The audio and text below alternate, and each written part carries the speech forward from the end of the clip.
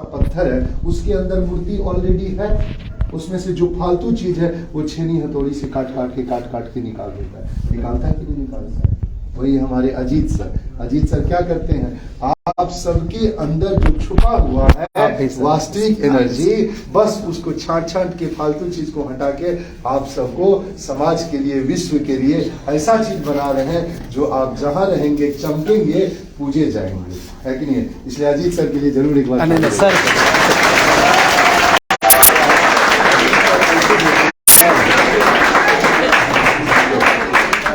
एक छोटा सा कहानी हमारे तो आप जैसे गुरुदेव जिनके हो सर, जानवे करते परम आदरणीय के झा सर, वो भी हमारे गुरु, तो उन्हीं के ज्ञान को बढ़ा रहे हैं। और क्या, हम एक छोटी सी कहानी ले लेते हैं सर, 5 मिनट, आधा घंटा लीजिए सर, इन लोगों को भी सुनने में अच्छे लग रहा होगा क्या? हमारे भाई काफी ज्ञानी है, तो बहुत सुंदर बात है। हम एक छोटी सी कहानी आप सबसे शेयर करते हैं। देखिए, एक जगह एक पत्थर रखा हुआ था, बच्चों की कहानी है। एक जगह एक पत्थर रखा हुआ था, फालतू पत्थर है कि नहीं, कई पत्थर रखा रहता है। एक मूर्तिकार एक पत्थर को वहां से उठाता है, पत्थर को उठा करके वो अपने घर लेके जाता है, और उसके बाद वो छेनी हथौड़ी से उस पत्थर को मार के देखिए सेम का छेनी हथौड़ी से उसको मार करके मूर्ति बनाना चाहता है उस पत्थर को। तो जैसे छेनी हथौड़ी 2-4 बार लगता है उसको, तो जैसे छेनी हथौड़ी लगेगा तो दर्द होगा, तकलीफ होगा, कष्ट होगा। वो पत्थर कहता हमको कष्ट मत दीजिए, तकलीफ मत दीजिए, हम जैसे थे बड़ा सुंदर आराम से ठंडा में रजाई के अंदर रेस्ट कर रहे थे, आप हमको काहे छेनी हथौड़ी मार रहे हैं? जैसे आप लोग पढ़ाने का जाते हैं, वो सुबह क्यों बुलाते हैं? वो पत्थर को कहता नहीं, हम तुमको कुछ अच्छा बनाना चाहते हैं, इधर से दिख नहीं रहा है कुछ। नहीं हमको मत बनाइए, हमको कष्ट मत दीजिए, तकलीफ मत दीजिए। तो पत्थर को वहीं पे छोड़ देता है, दूसरे पत्थर को वो उठाता है वह, और दूसरे पत्थर को फिर वो छेनी हथौड़ी से मारता है, कुछ अच्छा मूर्ति का रूप देना चाहता है, बनाता है। वो पत्थर कहता आप हमको जितना छेनी हथौड़ी मारना चाहते मारिए, जितना कष्ट देना चाहते दीजिए, लेकिन आप हमको कुछ बना दीजिए, है कि नहीं है? तो वो मूर्तिकार उसको छेनी हथौड़ी से मारते बहुत सुंदर एक मूर्ति का स्वरूप बना दिया। जब वो एक शानदार मूर्ति बन के तैयार हो गई, बगल में एक मंदिर बना, बहुत बड़ा मंदिर, उसमें एक मूर्ति का स्थापना होना था, उससे वो वही मूर्ति ले जा करके मूर्तिकार से लोग उस मूर्ति का स्थापना करते हैं। हजारों लाखों की संख्या में लोग जाके उनकी पूजा करते हैं, आराधना करते हैं, अगरबत्ती दिखाते हैं, ठीक है। अब मूर्तिकार के यहाँ वो फालतू पत्थर पड़ा हुआ था, है कि नहीं है?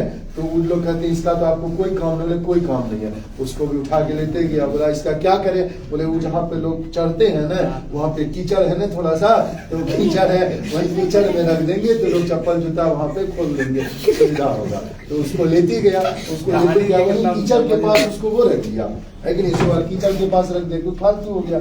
लोग जाए उस पर बढ़िया से पैर झाड़े, झाड़ के फिर वहां पर जो दूसरा पत्थर था उसके पास सर झुकाए, अगरबत्ती दिखाए, प्रणाम करे। अब वो पत्थर सोचता है देखो पहले तो छेनी हथौड़ी हम ही को मारा जा रहा है, थोड़ा हम भी अगर कष्ट सह लेते तो आज मेरा ये दुर्दशा नहीं होता, ये गति नहीं होता, आज मेरी भी पूजा होती। सुनो है ना? उसी तरह हमारे युवा भाई हैं, विद्यार्थी हैं, अभी जो आपको थोड़ा सा कष्ट दिया जा रहा है सर के द्वारा, तो सोचिए वो आपको छेनी हथौड़ी से थोड़ा मारा जा रहा है। अगर आप इस कष्ट को थोड़ा सा सह लेंगे तो दुनिया आपकी पूजा करेगी कि नहीं करेगी? आप सोचिए आपके परिवार में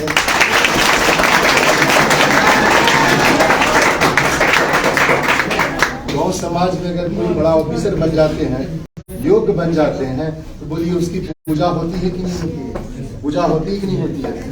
मेरे एक छोटा सा लाइन हमारे इसी से संबंधित है, कहते हैं सुनिएगा कि जो मुस्कुरा रहा है, सुनिएगा, जो मुस्कुरा रहा है उसे दर्द ने पाला होगा, जो मुस्कुरा रहा है उसे दर्द ने पाला होगा, जो चल रहा है उसके पाँव में छाला होगा।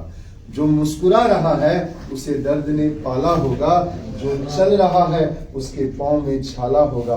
बिना संघर्ष के कोई चमक नहीं सकता यारों, बिना संघर्ष के कोई चमक नहीं सकता यारों, जो जलेगा उसी दिए में उजाला होगा।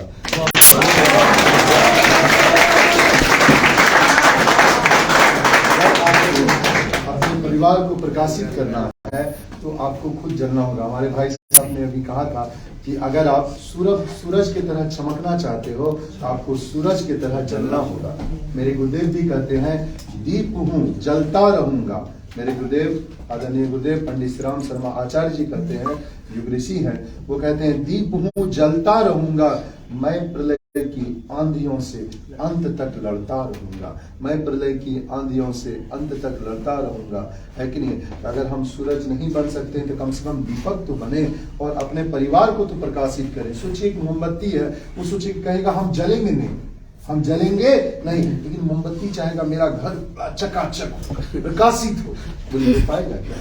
उसके लिए मोमबत्ती को क्या करना होगा? अपना समर्पण देना होगा। यस या नो? समर्पण देना होगा। और आप उसी दूसरे को से भी तभी प्रकाशित कर पाएंगे जब आप खुद प्रकाशित होंगे। मेरे गुरुदेव ने ऐसा कहा है, जॉली सर बोले तो उनको बहुत मैंने इनके अंदर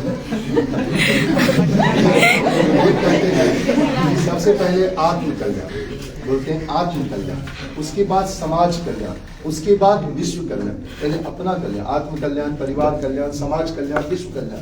पहले खुद बनेंगे, है कि नहीं है। गुरुदेव बोलते हैं अपना सुधार संसार की सबसे बड़ी सेवा है। अपना सुधार संसार की सबसे बड़ी सेवा। अगर हम बदलेंगे तब नहीं युग बदलेगा। अगर हम नहीं बदलेंगे तो बोलिए युग कैसे बदल जाएगा? हम बदलेंगे नहीं, हम चेंज नहीं होंगे, हम बदलेंगे नहीं, लेकिन हम चाहते सब बदल जाए। बोलिए ऐसा कभी संभव है? तो आप खुद अगर बदल जाएंगे तो सोचिए सब कुछ बदल जाएगा, है कि नहीं है। समझ गए बात को? एक आदमी चल रहे थे, हरा रंग का चश्मा लगा लिए थे, चश्मा अलग था, वो जब चल रहे थे तो सब कुछ हमको हरे हरे सब कुछ हरा हरा दिखाई दे रहा। अब उनका चश्मा हटा दिया गया, जब चश्मा हटा दिया गया सब कुछ व्हाइट दिखने लगा। तो है क्या आपको दिखेगा कैसा? जैसा आप देखना चाहते अभी के समय में, है कि नहीं है। अभी भाई साहब बोले भी थे, उसके पीछे तथ्य यही है कि जैसा खाएंगे अन्न वैसा होगा मन, जैसे पिएंगे पानी वैसी होगी मन वाणी, जैसा पानी पिएंगे वैसा ही वाणी होगा, और जैसा हम देखना चाहेंगे वही हमको दिखेगा, है कि नहीं। मेरे गुरुदेव बोलते हैं और तुलसीदास जी बोले हैं रामायण में भी कि जाकी रही भावना जैसी, सुनिएगा, जाकी रही भावना जैसी प्रभु की मूरत देखें वैसी। जिसकी जैसी भावना रहती है वैसा ही दिखाई पड़ता है। अगर हम इस लड़की में, जैसे आप खड़े हो जाएंगे, अगर हम इसमें देवी का रूप देखना चाहते हैं, सरस्वती का, भगवती का, लक्ष्मी का रूप देखना चाहते हैं, हमको वही दिखाई पड़ेगा, है कि नहीं। तो इसके अंदर हम जो देखना चाहते हैं हमको वही दिखाई पड़ेगा। अब हमारा नजरिया कैसा है उस पर डिपेंड करता है कि नहीं है।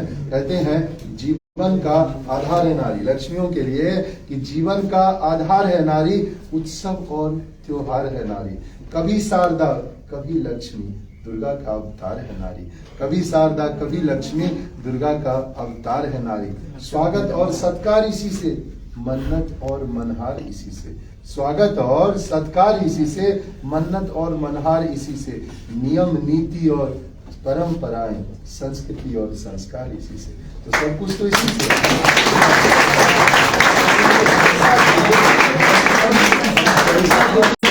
दिखाई पड़ेगा। तो हमको क्या देखना चाहिए? हमेशा हमको सकारात्मक देखना चाहिए, सकारात्मक सोचना चाहिए। जैसे आप कभी मान लीजिए किसी भी आदमी को आप देखते हैं, जैसे आप किसी को अपना आदर्श बनाते हैं, अपने जीवन में किसी को देखते हैं, तो बोलिए आप सब कुछ उसके अंदर होता है, सबके अंदर गुण भी है, अवगुण भी है। अब सोचिए आपको उससे लेना क्या है। स्वामी विवेकानंद जी बोलते थे अगर आधा गिलास में पानी भरा हुआ है, हम लोग बार बार ये देखते हैं आधा गिलास तो खाली, आधा गिलास तो खाली, कभी मत देखिए। आप ये देखिए आधा गिलास तो पानी से भरा हुआ। हमेशा सकारात्मक सोचिए, हमेशा पॉजिटिव सोचिए, हमेशा। जैसे आप कभी भी परीक्षा में एक भी सीट हो ना, आप सोचिए कि हम ही क्वालिफाई करेंगे, है कि नहीं, हम ही क्वालिफाई करेंगे। आजकल एक गरीब है, मैं नहीं तो कौन दे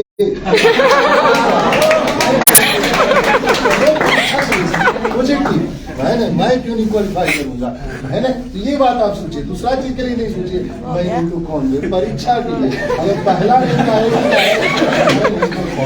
पहला रैंक यूपीएससी का तो मैं नहीं करता हूँ, लेकिन क्यों? इसके लिए हम मेहनत करेंगे, उसके लिए हम अपना समर्पण दिखाएंगे और उसके लिए हम अपना टैलेंट दिखाएंगे, तब न बनेंगे। ऐसे बिना हम मेहनत नहीं करेंगे, घर में आराम से ठंडा में सोए रहेंगे, सोचेंगे हम आईएएस क्वालिफाई कर जाए, आईटी फर्स्ट रैंक, नीट का फर्स्ट रैंक, संभव है?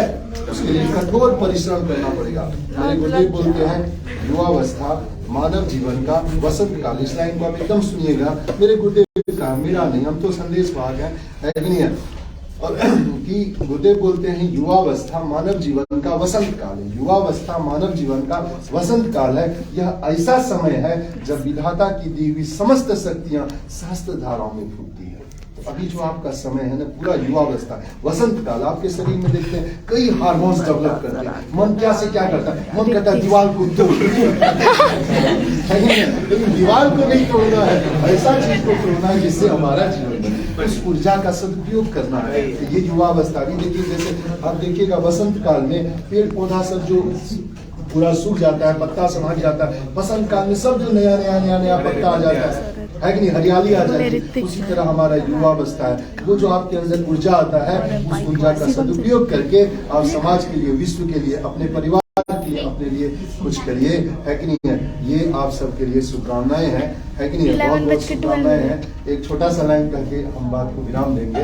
कहते हैं, सुनिएगा, कि असल में जिंदगी की चाल वही समझता है, असल में जिंदगी की चाल वही समझता है जो सफर में भूल को गुलाल समझता है। जो सफर में जुड़ेगा, लेकिन भूल को क्या समझना है? गुलाल, बस, है कि नहीं? चंदन समझ के माटी को लगाना, आगे बढ़ना, बढ़ते जाना है और हमेशा सकारात्मक सोचना है। कभी जीवन में नेगेटिव सोचना ही नहीं है। कुछ नहीं होगा, कोई बात नहीं, और उससे अच्छा रखा हुआ है कि नहीं है? समझ गए? डॉक्टर एपीजे अब्दुल कलाम साहब जीवन में जब युवावस्था में थे, एक छोटे से परीक्षा में पास नहीं कर पाए थे, उसके कारण बड़ी चिंतित थे, बड़े दुखी थे। रामेश्वरम के पास तो जाके बैठ गए, एक जगह बड़ी उदास थे।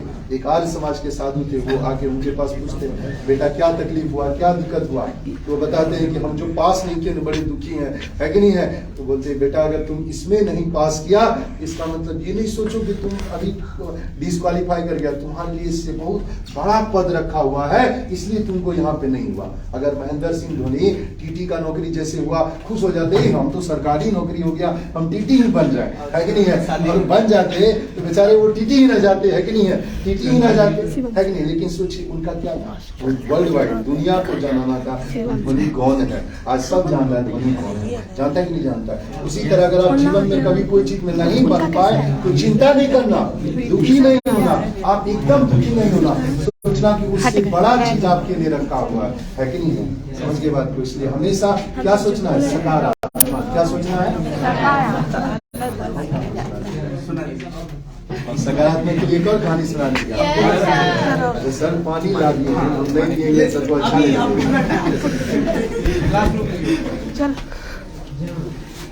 मैडम को दिखा, तुम रात को पड़ी है जब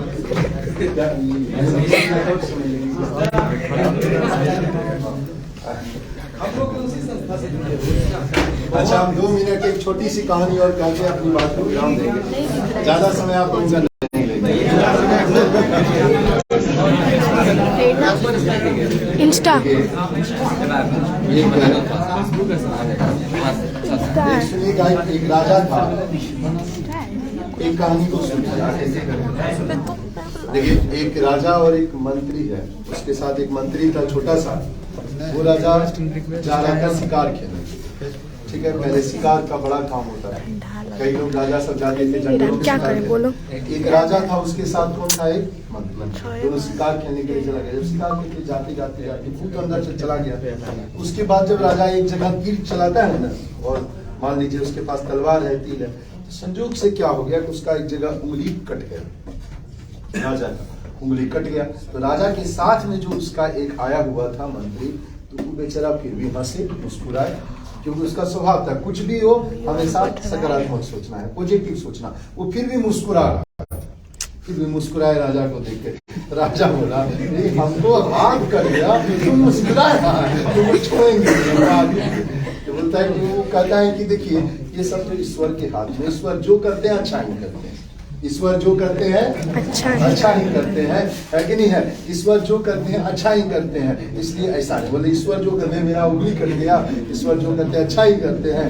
बोले सब ईश्वर के हाथ में, जो करते हैं अच्छा ही करते हैं, आप यही मान के चलिए। तो राजा उनकी बात में रखा, बोला पकड़ो इसको, मारेंगे छोड़ेंगे नहीं इसको। सेना वो अपने मंत्री को मारने के लिए दौड़ा, मंत्री को भाग और अकेले सेना वो राजा बच गया, है कि नहीं है? फिर वो जब भागा, रास्ते में सोचा हम भाग रहे, ईश्वर जो करते हैं अच्छा ही करते हैं। अब राजा अकेला बच गया। अब जंगल के अंदर पूरा चल गया, तो उधर आदिवासी संथाल लोग बहुत थे, पहले कबीलों का बहुत सारा था।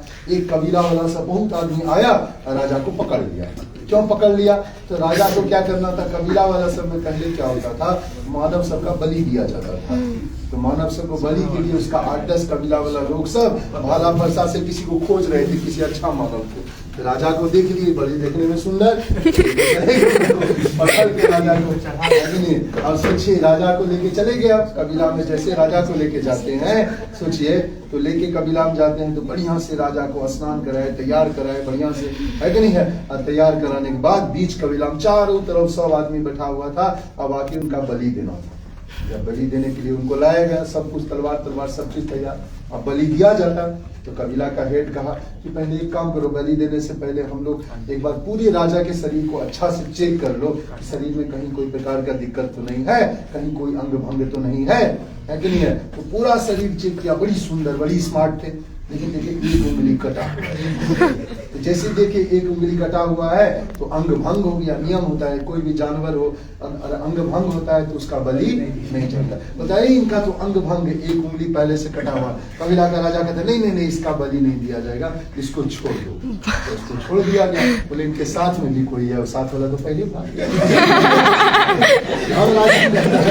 अरे बाप रे, तो सच बोला कि जो है जो करता है अच्छे के लिए करता है कि नहीं? मेरा उंगली कटा तो अच्छे के लिए हुआ, है कि नहीं? तो बेचारा एक उंगली कट गया तो सोचिए आज हम बच गए। और उसके बाद कहा कि वो बहुत दुखी था, मेरा मंत्री हमको बीच जंगल में छोड़ के भाग गया। तो सोचता वो तो भले भाग गया, क्योंकि अगर वो भी पकड़ा जाता तो हमको बलि नहीं मिलता, उसी का बलि हो जाता, है कि नहीं? इसका मतलब जो भी ऊपर वाला करते हैं आपके लिए, सोचिए वो हमेशा अच्छा करते हैं। उसी तरह ऊपर वाला के बाद है माता पिता। बोलो कौन है? तो माता पिता किसी के लिए अगर कुछ भी करते हैं तो हमेशा याद रखना अच्छा ही करते हैं। क्या करते हैं? अच्छा ही करते हैं।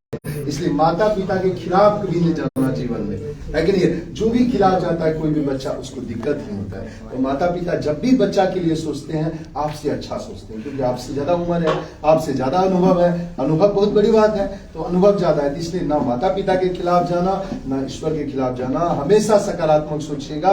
आपके साथ जो भी होगा बेहतरीन होगा, कमाल का होगा, दुनिया याद रखेगी। समझे बात को? खाली आप कठोर परिश्रम करिएगा। मेरे गुरुदेव बोलते हैं युवाओं के लिए मात्र एक संदेश, मेरे भाई साहब पढ़ के आए हैं कि युवाओं के लिए मात्र एक संदेश, परिश्रम परिश्रम परिश्रम, फुल स्टॉप है ना? तो आप परिश्रम करते रहिएगा, सदैव आपका जय होगा ही होगा। बहुत बहुत धन्यवाद। मेरा हाथ दुखने लगा, पागल है। एक फ्रंट कैमरा कर लो, फोटो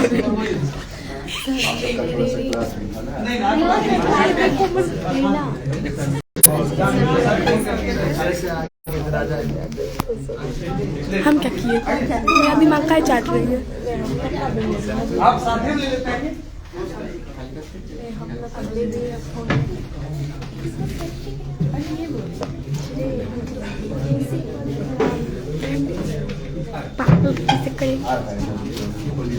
आप लोग लाइव खत्म कर दो, पोस्ट कर दिए क्या?